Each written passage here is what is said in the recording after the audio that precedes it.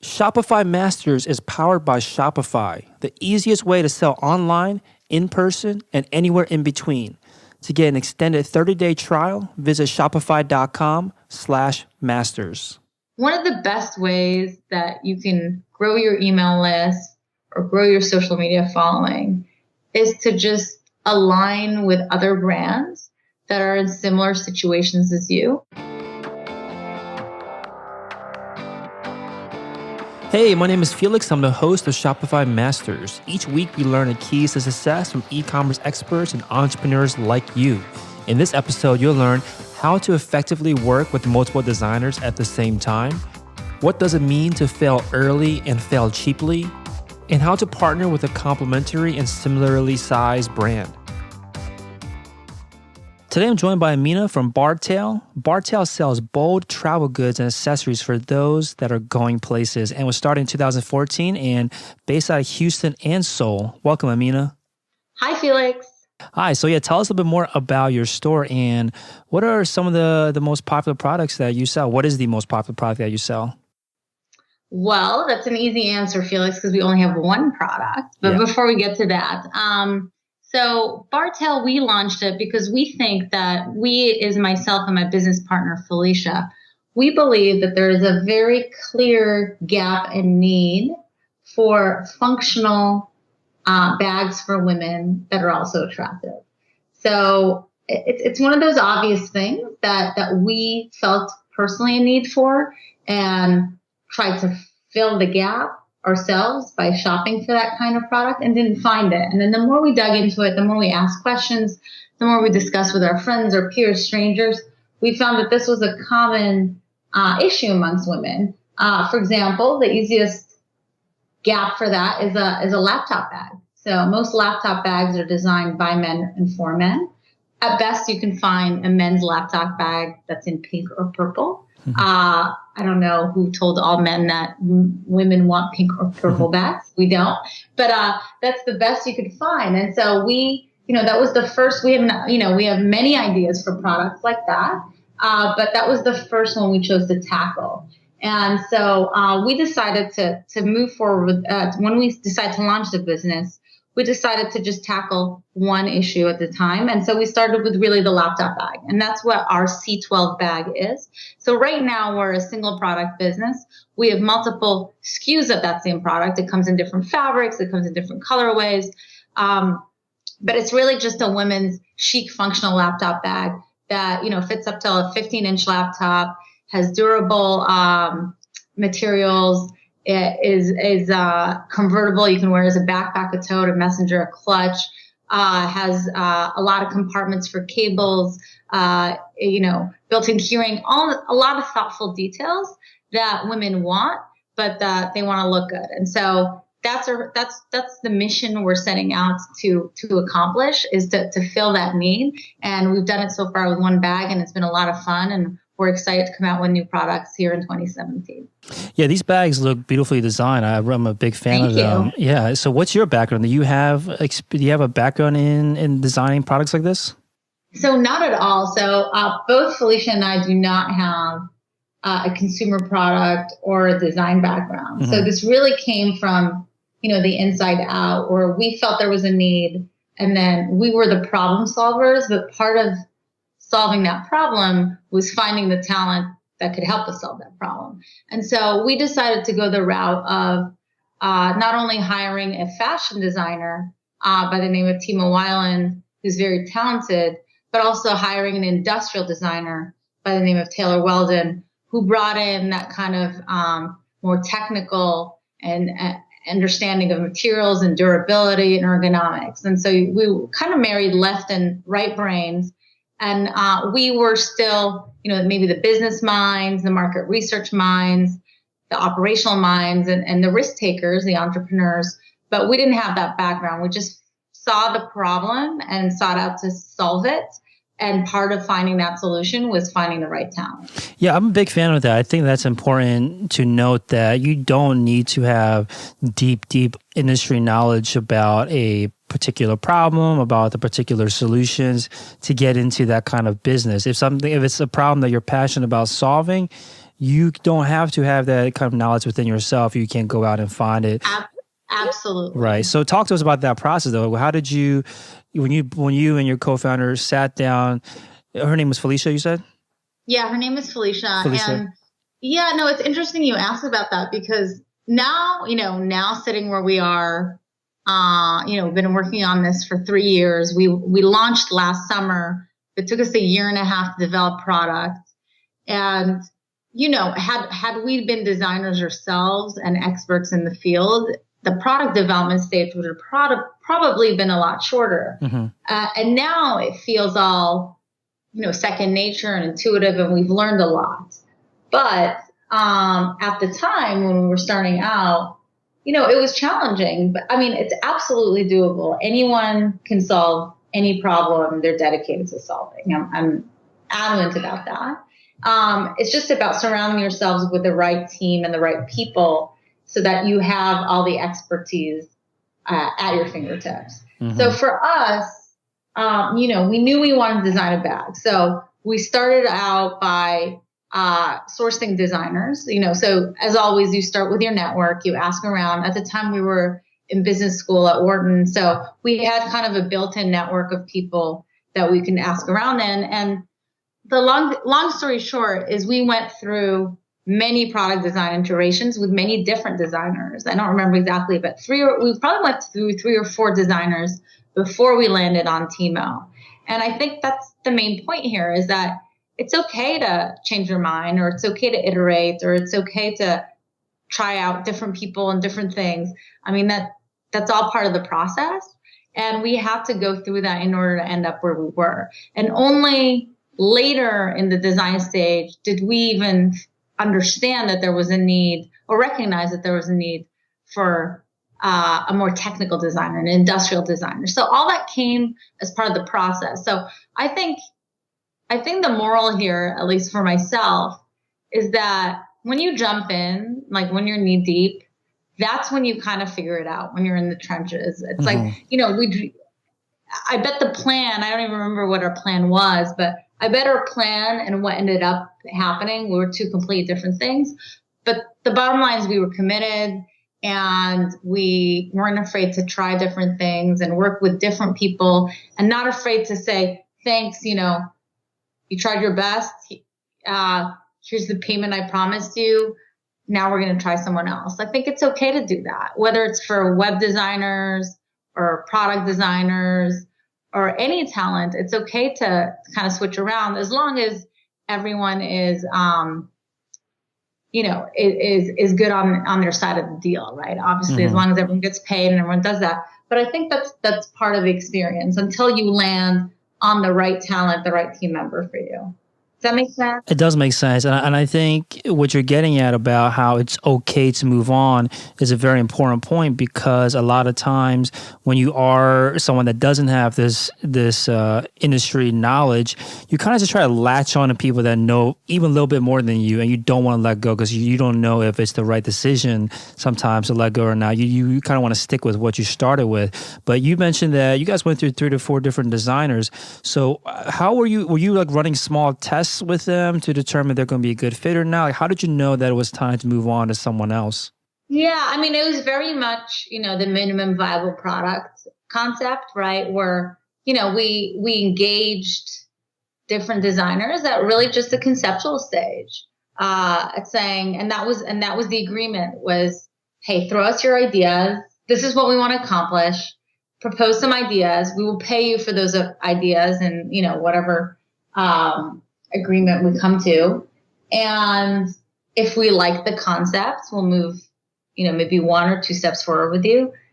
And if you don't, then, you fulfilled your end of the deal, and we did, and we're going to move on. So I think the idea is to not, when you don't know enough about something, you need to make sure you're not too deeply committed into it from a financial perspective, right? Like, we weren't going to go out and hire a designer for a full design all the way from concept through design development to product testing to product development to product testing. Like, we weren't going to do the whole thing with one designer without knowing if they were the right fit or if they, if they came out with the right concept. So it comes back to this point of minimum viable product. Like just test at the smallest level possible for you to be able to gauge whether there's a fit. And I think that applies even, I'm sure people have similar experiences with web design. It's the same thing. I think a lot of times you don't know what you want until it's coming to life. That's when you start recognizing what works for you and what doesn't. And it's so much of the creative process is so subjective and it's so personal. It's hard to put into words. It's hard to explain what you want, that you really need that chemistry between entrepreneur or, maybe between business mind and creative mind. And you don't know whether that chemistry is there or is not there until you really are in the trenches, right? And so I think that there's a bigger lesson here for us that's learned is that don't get too married to talent, whether it's creative talent, design talent, until you know it works. You know that it gels. And you don't know it gels and you don't know it works until you work together. Yeah, and I think sometimes you don't know what you like until you see a bunch of things that you don't like. Absolutely. Especially when it's all new. Like you don't know what you want. I mean, we knew the problem we wanted to solve, but we didn't know in what form we would solve it. We didn't know what form it would take, and it took many iterations, but then when we saw it, we knew it. But we couldn't have described it until we got there. Right. So it took a lot of maybe creative tension is the right word, but I mean that positively to get there. Gotcha. So now at a certain point, you realized that you needed to bring on an industrial designer. So talk to us about that. How did you know that was a next step that you needed to take to bring on another type of designer? Yeah, I mean, so from the start,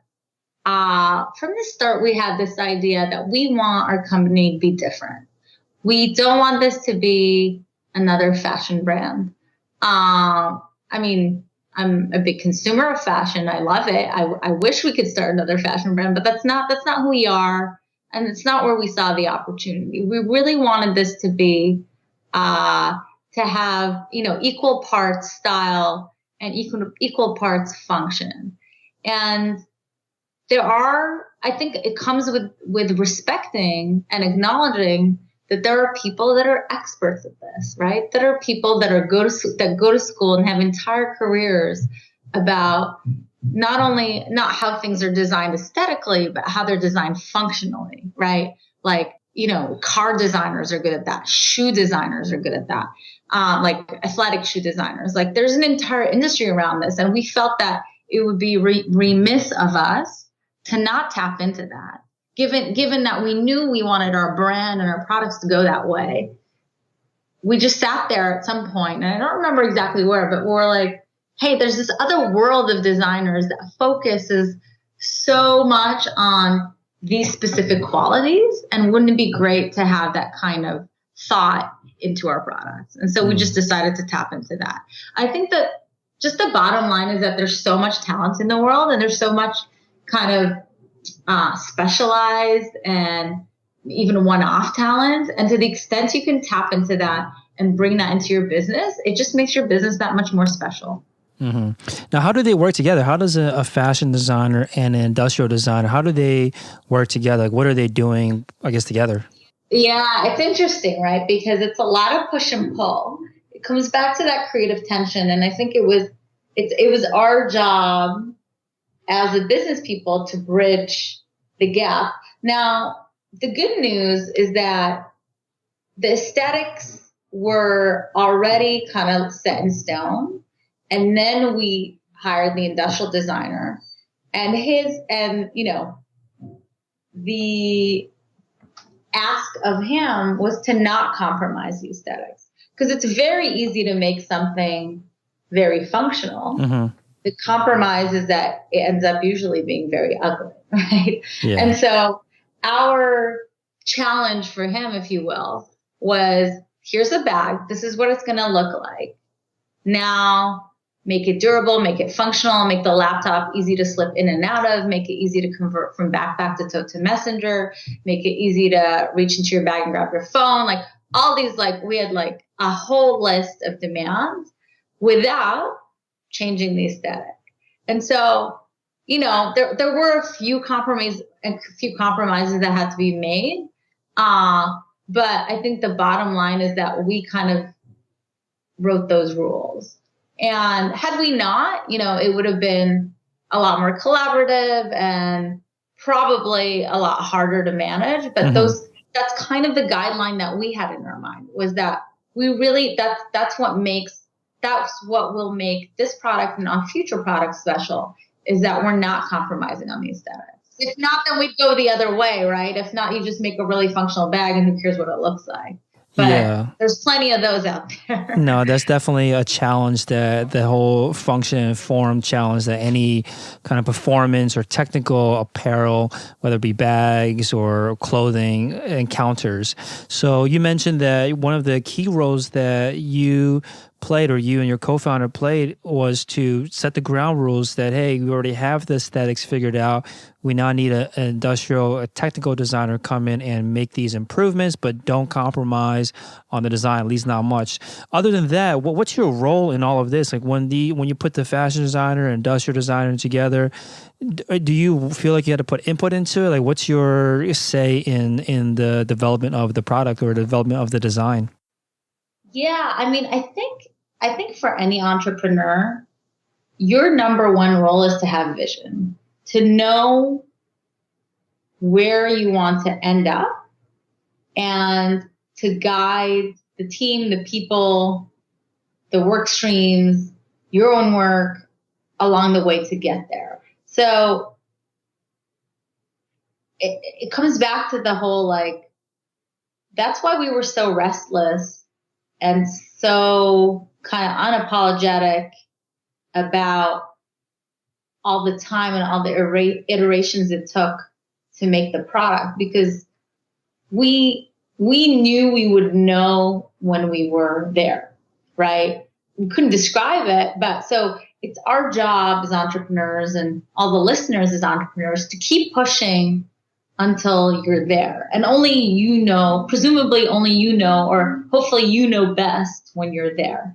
And so that was kind of our job, was to keep pushing and pulling and like steering left, steering right, ask the right questions, poke and prod and push the creative talent. So we weren't, and when I say push it, that doesn't mean that we weren't designing. Of course not. I think it's important to have the humility to know what you're good at and what you're not, right? Like, I'm not a designer at all. Neither is Felicia. But when we felt like they hit a wall or they were stuck or they were going in the wrong direction, it was our job to explain why we thought it was in the wrong direction. And that didn't mean that we said, put the handle here or, change the width of the back, or, change the type of fabric.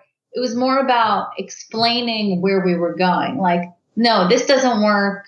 This prototype here doesn't work because the woman, the Bartaile woman that's going to be wearing this needs to be able to go from office to dinner, and this bag only looks like she can go dinner. You know what I mean? Like, put in words what the problem is and what the solution is. So help inspire that vision in the people and the talent that you're working with. Mm-hmm. Now, can you give an example of the things that you have to do on like a daily basis to make sure that everyone is staying the course and working towards the correct vision? Like, how do you make sure, what do you do on a day-to-day basis to make sure that everyone's kind of in line with the vision? Yeah, during the design process? Yeah, definitely. Yeah, and so first of all, I mean, it's super important to be organized and to document everything. So the first thing that we did was, create a design brief where we, Felicia and I, put together a brief that explains everything that we were trying to accomplish by designing this product, like who the target market is, who the Bartaile woman is, where is she wearing this, why is she wearing this, what would this bag substitute, what would she be carrying in this bag, would she not be carrying this bag, how much is she willing to pay? So all the parameters that help inspire the end product and equip the designers with all that information, right? Because they are coming at it blind, right? We've had the benefit of, maybe 4-6 months of thinking and research and all that. And we come to it with such clarity but then you hire a new designer and they're coming at it blind. So the first thing you do is make sure you equip them with as much background and information in a document that they can refer to as possible. And then it's about setting expectations, as always, and milestones, right? In design, usually the best way to do it, I think, is like a 30, 60, 90 process. That's been my experience, where at the 30% mark, you do a check-in. At the 60%, and then, assuming everything goes well, you do another check-in at the 60% mark, another one at the 90, and then obviously at 100. But for us, it's also important to let the creative talent kind of do its thing. Of course, you have to put milestones in a deadline, or else people take forever. I would too. But I think it's a fine balance between structure and kind of letting the creative juices run, right? I mean, if you tell someone they have 24 hours to come up with a bag design, that's not going to help anyone. But if you equip them with everything they need, and then you set expectations that they agree to, and have their regular check-ins, and make sure that that everyone's engaged and they're in person, and that there isn't just like 30 minutes or 1 hour on the calendar, but that it's maybe a half a day brainstorm, that it's really collaborative, and that all the right critiques and feedback come out in the same session. I think that's how it works best. So it's equipping them at first, and then doing periodic check-ins. Yeah, I think as an entrepreneur, or as entrepreneurs, this almost seems like no one that you work with, no one that you hire works at the same speed as you. And that's totally understandable, because they don't have as much kind of skin in the game as you, because it's your baby, essentially. Now, when you do these kind of check-ins and you set these expectations, and you come to a check-in and it's not to the expectation, the expectations aren't being met, what do you find is the best way to handle a situation like that? I mean, I think the best way is in terms of, do you mean in terms of like the work product, or do you mean in terms of timing? Either timing, or the progress that they've made, or the design itself, the actual end product that they're working on is not what you expected. Yeah, I mean, so timing is a weird one. The reason I ask is because I think timing is a weird one, because it's easy for someone that is not the producer of that work to set a timeline, right? I mean, like, I could say, oh, please design this bag, please come up with a concept in 3 days. But like, I've never come up with a bag concept. Like, I don't know if it takes 3 days or 3 weeks or 3 months, right? Like, I'm just setting up a time expectation based on my own just guess of how long it takes. But I'm not the creator of that work product, so I don't know. So time is a weird thing. I think that the expectations on timing need to be very sensitive, and it has to be, you really need to have buy-in from the producer, the person, the designer, the person on the other side, and make sure it's reasonable. So you set these expectations collectively rather than... Yeah, it absolutely has to be collective, because as I said, like, I have no idea how long it really takes to come up with a great idea, right? Because that's what it is. It's them coming up with ideas.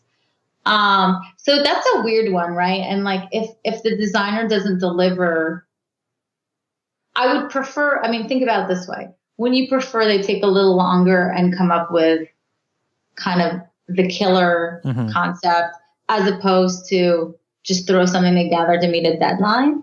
So that's kind of the trade-off, right? And so I think with timing, you have to be a little bit more lenient as the entrepreneur, or the person in the driver's seat, and understand like what the creative talent, the designer needs in order to produce that.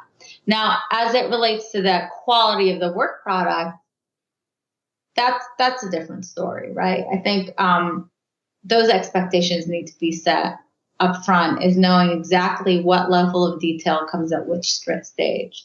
And that usually, I think, should be just ironed out in the agreement. Makes sense. Now, while you're going through this, it sounds like very long iteration process, because you had to work through so many different designs. You had to include a different type of designer during this process.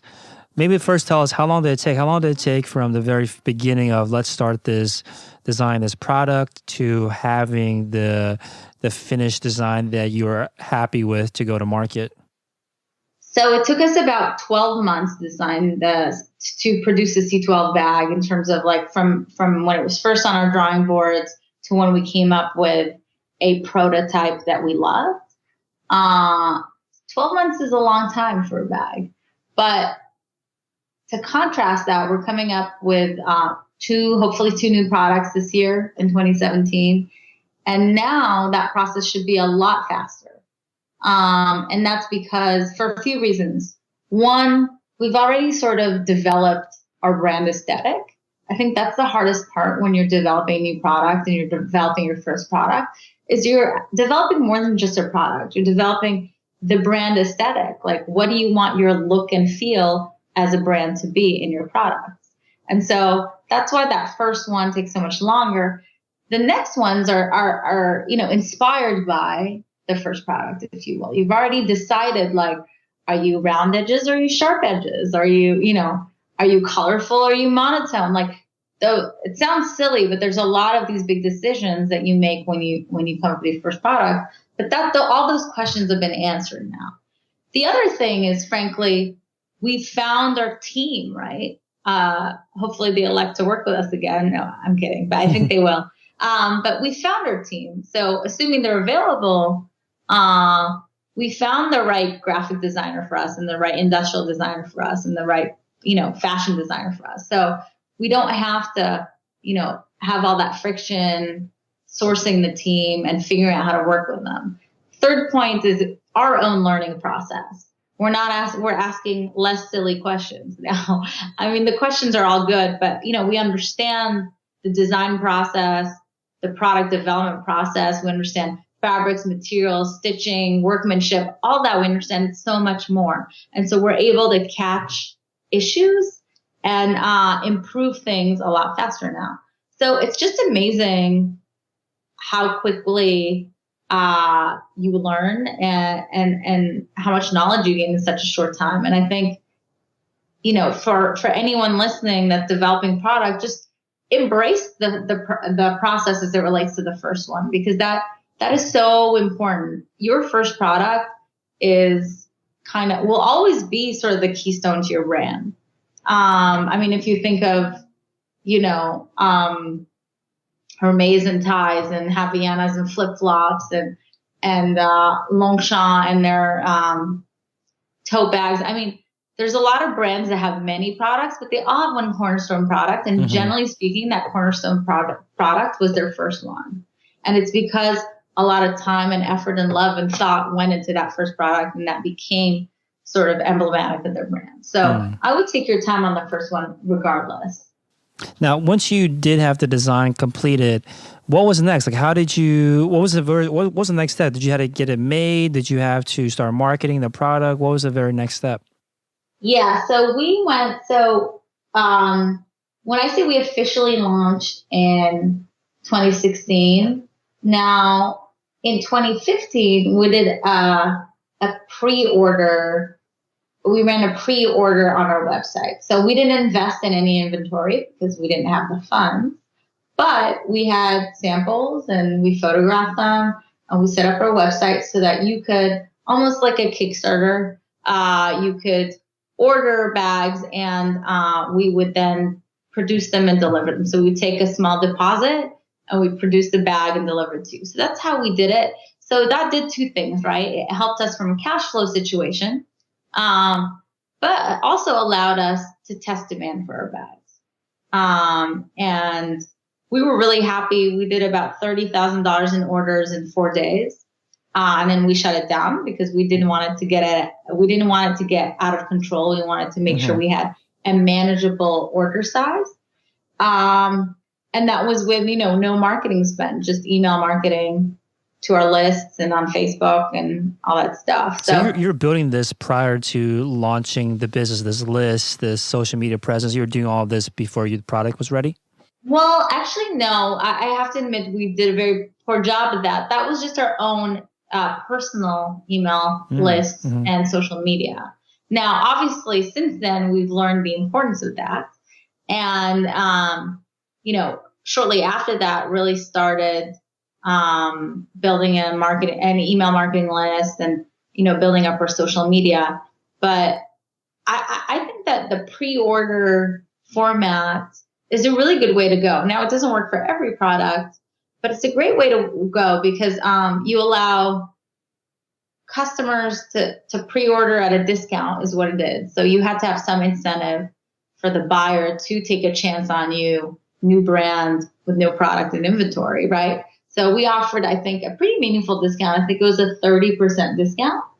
But in exchange, the customer would have to wait, I think it was 60 or 90 days for us to make the bag and deliver it to them.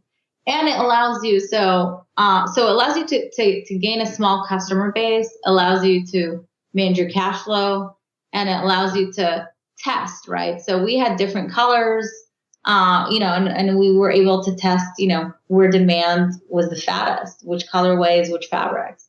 So I highly recommend the pre-order route. So this $30,000 in pre-orders all came from friends and family, like just your own personal network?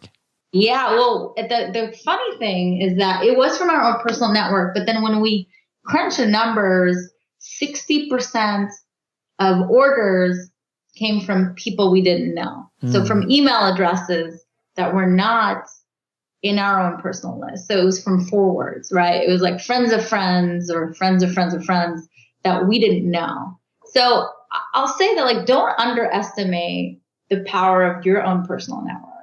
And I think when you're an entrepreneur, you get a little bit shy and you're like, I don't want to bug everyone about this, but I'm not bugging anyone. I mean, if it's a good product and people want it, they'll buy it. And if they don't, they won't. It's not a big deal.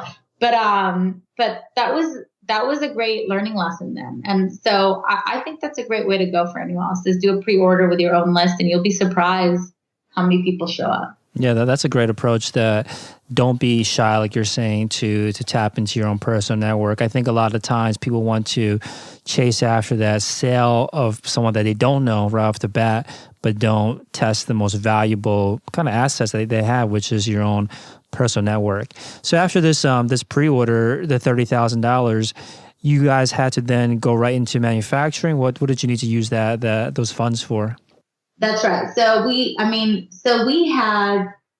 basically our supply chain is such that we need leather, canvas, hardware, and aligning fabric. I'm simplifying it. It's unfortunately a lot more complex than that. But basically 4 major raw materials. We had already put some money in and gotten the longest lead item, which is the hardware, because our hardware is custom. So that allowed us to cut a little bit of the turnaround time. But then we took that $30,000 and used it to fund ordering the remaining 3 raw materials and fund the production. And we produced our bags in India. The raw materials come from Japan, Korea, and China, but then the end product is made by hand in India.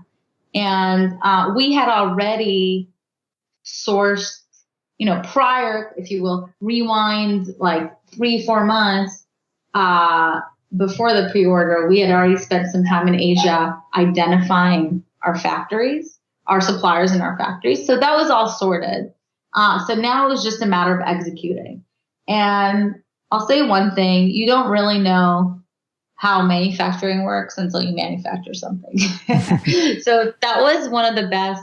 Doing the pre-order, which was like a low risk, kind of contained scenario where we knew, we knew these people, we knew we gave these people a good discount. We explained the situation and we're like, this is going to take 69 days, but it may take more. We're doing it for the first time. There was a lot of communication. And so these customers had bought into that risk. Do you know what I mean? So in a way for us, it was a very low risk environment to try all this because every customer knew that we were a startup, knew that we were doing this for the first time. So that made us feel comfortable. Having said that, there were still a lot of glitches. I mean, we had delays. some of the hardware came in wrong, like the zippers came in backwards. I can't even explain it because it's so difficult to imagine, but they did. I mean, we had all sorts of issues, but I was so grateful that we had created this kind of, low risk environment for us to go through this process in. Because had we gone live, had our Shopify website gone live to the public, and had we received $30,000 worth of orders from complete strangers, it would have been a much more difficult situation. Mm-hmm. So when did you receive that first production run? When did you get that first shipment in? What time of the year you mean? Yeah, what time of the year?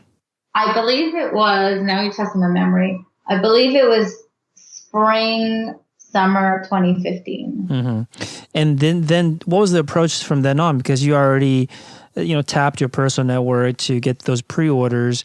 What was the next step to getting, essentially strangers? So the next step was we delivered all the bags, and then we started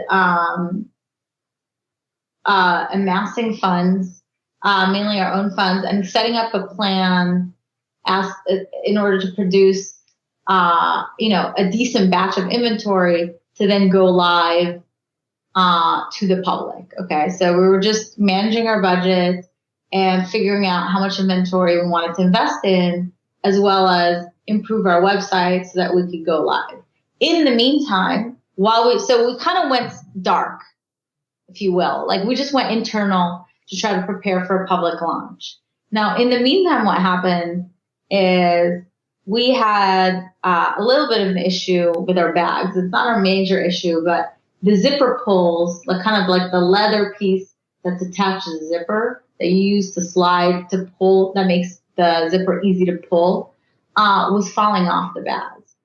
And so, all those pre-order bags had that kind of glitch in them. And so it's a long story, but we went through a very kind of testy customer service phase of our business very early, where we had to solve this problem on a pretty mass scale. And I think we did a really good job, all things considered. So, we got replacement zipper pulls. We shipped them to everyone. We pushed everyone more discounts. For some people where the issue was too big, we actually sent them new bags. I mean, we then were in this customer service hole. But actually, you know what? Like, at the time it was hellish. But I always say fail early, fail cheaply. Mm-hmm. And that was a really big lesson learned there. Was we learned how to deal with crises very early when it didn't cost much, because it wasn't the biggest issue in the world. Well, then it seemed like the biggest issue in the world, but right now it doesn't anymore. But the point is, we were again in this very safe environment with only a few customers who knew we were startup, who knew they were taking a risk on us. So they already signed up for this, if you will, and we didn't want to let them down. And so there was a lot of thought, and we just really figured out what works and what doesn't from a customer service element. Now, again, if we had that same product issue after having gone live to the world, we'll say, after having done like $100,000 or a couple $100,000 worth of orders of people all over the world that we don't know, it would have been much, much harder to manage. And so we learned how to deal with customer service crises in a safe bubble. And I'm grateful for that. It's made us stronger. Now, can you set yourself up to, fail earlier and cheaper? Of course, you'd never want to fail, but I think what you're getting at is that if you are going to figure out something is wrong, figure it out when you're not going to lose as much from figuring this thing out. So can you try to identify ways to kind of test and fail earlier than later? Well, I think it's not about, it's less about putting yourself in a position to fail earlier. And it's more about always starting small, starting small. So taking small steps. So, sell to your friends and family first and get feedback from them. Give your product to people, who will use it all the time, and then interview them and make sure the product works for them. Like, just a lot of testing, like gather as much data and information from your target market in a small sample set as much as possible, but start with a small sample set and be receptive, be responsive, ask questions, listen. I think a lot of people think that they go in their hole, they create their product, they invest in a whole bunch of inventory, then they press the go button and go live. Mm-hmm. And it's like, you can't do that or you can, but you're setting yourself up for some potentially really big failures with people that are not on your side. Mm. So I think that's what it means, is that like test early and test often. Right. And test with the right people that'll be honest and that are not going to hold grudges. Now, do you ever feel tempted? Because I think what you're getting at is you want to kind of crawl before you walk before you run. But do you ever feel tempted and have kind of some impatience towards this approach and just feel like let's just dive right in? And how do you deal with that kind of temptation to run maybe before you're ready? Yeah, no, I mean, it's funny you say that because there's a lot of temptation to run. And I think there's a lot of runners out there that do really well. Mm-hmm. But I think, you only hear about the runners that do really well. You don't hear about the runners that hit a wall. You're right. So I think that's a thing to remember, is that we're all doing this for the first time. I mean, you may not be a first-time entrepreneur, but presumably you're doing this specific business for the first time. Mm-hmm. And so how could you possibly know how to do it, right? I think, like, by definition, an entrepreneur is someone that takes risk. And by definition, you're taking risk because you don't know what the outcome will be. And so if you don't know what the outcome will be, then don't put yourself in a position where you're facing the outcome without all the learnings. I just think, like, if you sit down and you rationalize through it, there's really no reason to rush, mm-hmm. right? If it's a great opportunity, it'll be here tomorrow. And if you're the right person to solve it, then take the time to figure out how to solve it. So it is tempting. It's tempting when you let your emotions kind of cloud you over. But I think when you rationalize through it, it kind of makes sense to just test and learn and test and learn, test and learn until you get the confidence to do that. I mean, a lot of the great businesses of our time have actually done that. Right. That's a good point that you don't, it's kind of biased, I think there's data out there about why you can be more successful. You just kind of dive in and run because you don't see all the people that have crashed and burned along the way because their stories aren't as inspiring, interesting. No one covers them. And they don't want to talk about it either, right? Yeah, they're hiding and waiting until their next big thing comes along. So I want to talk a little bit about partnerships because that's something that you mentioned to us in the pre-interview about partnerships for you and your business. Talk to us a little more about this. What kind of partnerships are you talking about? Yeah, well, I think before I go into partnership, before I talk about that more specifically, I think one thing that you learn is that, people want to help each other. And for every entrepreneur in business A, there's another entrepreneur in business A2 or A3 that is, in a similar business that actually wants to help you out. I think, like, we always think of competitors mm-hmm. or that people are too busy or that everyone's just focused on their own thing. But everyone just wants, I think people are more willing to help each other than we initially think, I think is kind of the headline.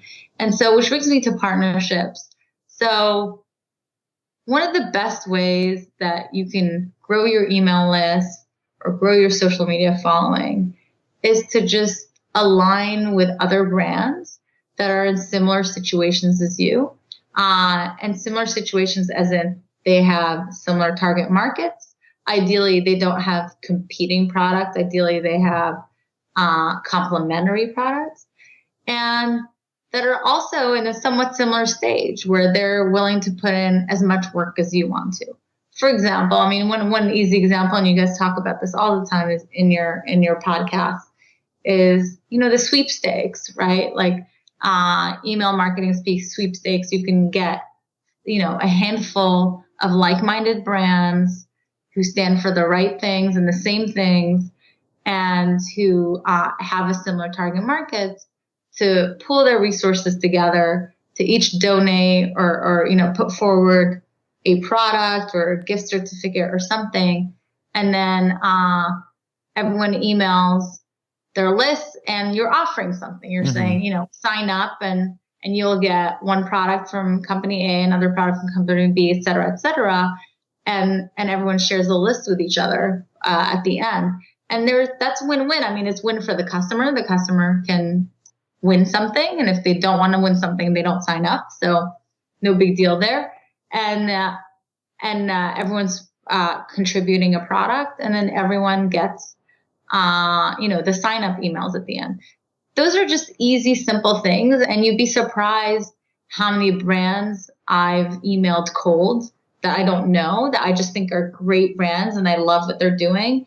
And I think their customer is our customer and our customer is their customer. And I'll email them blind and be like, hey, do you guys want to work together? And, 80% of the time people say yeah. And I think sometimes we think other people are too busy or they're too removed, but everyone's trying to do the same thing.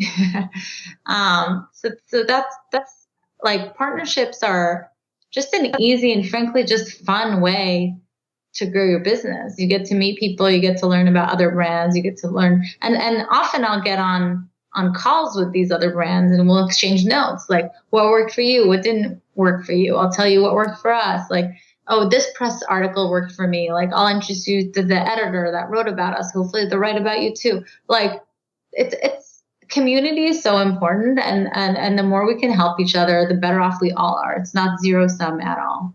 Yeah, especially in the early days, there's just so much reinventing the wheel privately, right? Everyone's just figuring the same thing out by themselves. But when you can come together, you can save each other a ton of time, speed up that learning curve, and get down to actually moving the needle rather than kind of not necessarily wasting time, but time that could be spent much better elsewhere rather than trying to relearn the things someone else could tell you that you could partner with them and have them teach you how to do it. Now, is there a limit to this approach? Do you try to work with as many partners that make sense as possible? I mean, there's always different, it comes in different forms. For example, this Valentine's Day, I guess it's tomorrow, but we did a campaign over the last week for Valentine's Day where we partnered with a brand called Poros Bags.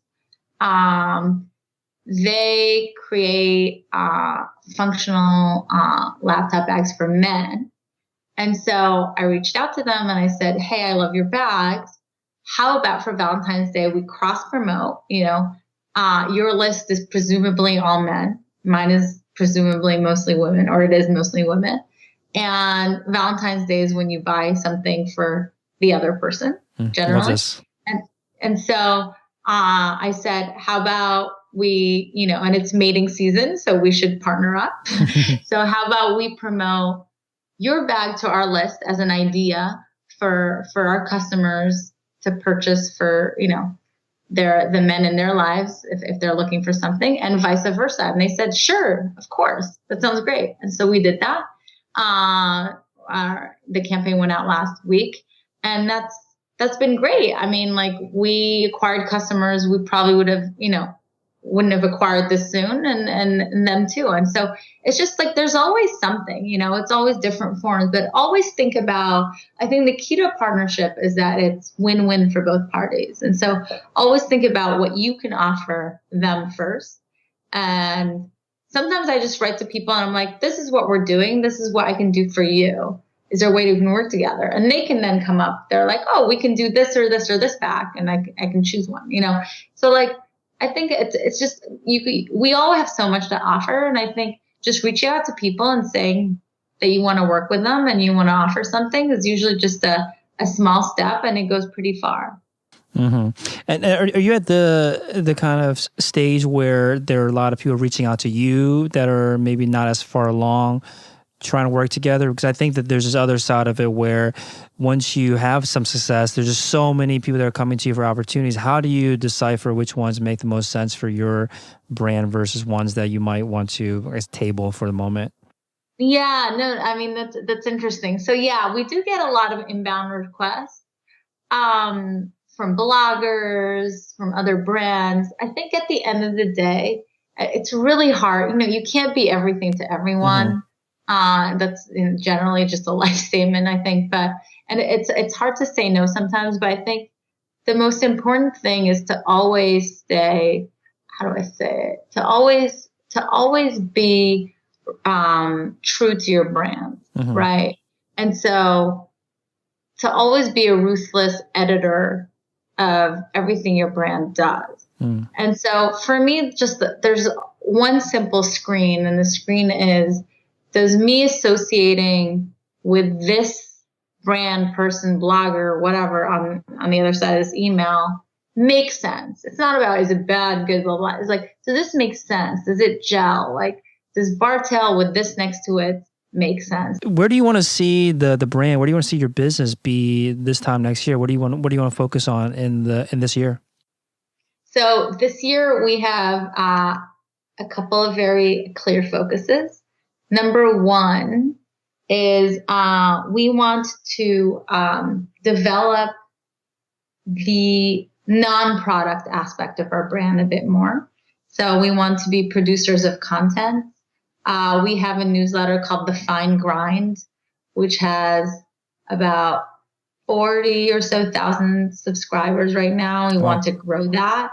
So our goal is to grow that to 100,000 by the end of the year. And what The Fine Grind does is it's a weekly digest of what we say is the best from our desk. And it's really, a digest of smart, cool, interesting things. So it's always different every week, but it'll be, something from the design world, a great book we've read, a cool article in the Atlantic. It's kind of a hodgepodge, but it's all smart, interesting stuff. So it's not like Cosmopolitan's like 95 ways to have sex with your boyfriend. It's not like that kind of stuff, which, I mean, there's room for that kind of stuff, and there's other, publications do it well. So for us, that's important to us, and that stuff makes us happy. And I think it's very central to what we believe in and what we're trying to achieve with Bartaile. So that's goal number one, is to really grow that. Goal number two is to introduce new products. As I said, we're going to be bringing hopefully 2 new products here very soon. And then number 3, and this is a tough one, is just to have a stronger social media presence. And we kind of, and I think this is a reflection of Felicia and myself. I always joke that I'm like the unsocial media. I'm just like I'm not into it personally. I don't really post on Facebook, and don't even know what my Instagram login is. Like, I'm not social media active, and neither is Felicia. And unfortunately, that ends up reflecting on our brand because we're not social media active.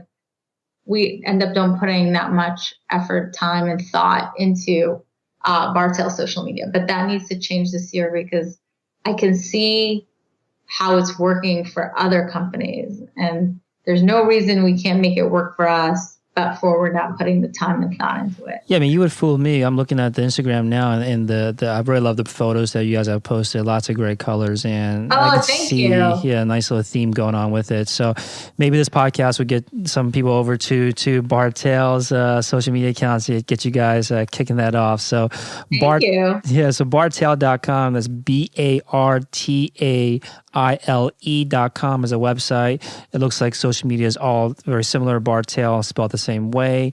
And you said The Fine Grind. Is that the newsletter over at Bartaile? Where can they go to sign up for that? Yeah, so The Fine Grind is our newsletter.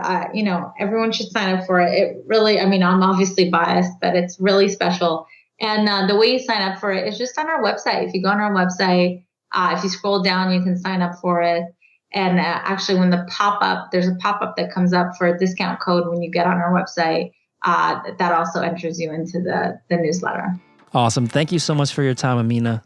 Thank you so much, Felix. Really enjoyed being on here. Thanks for listening to Shopify Masters, the e-commerce marketing podcast for ambitious entrepreneurs. To start your store today, visit shopify.com/masters to claim your extended 30-day free trial.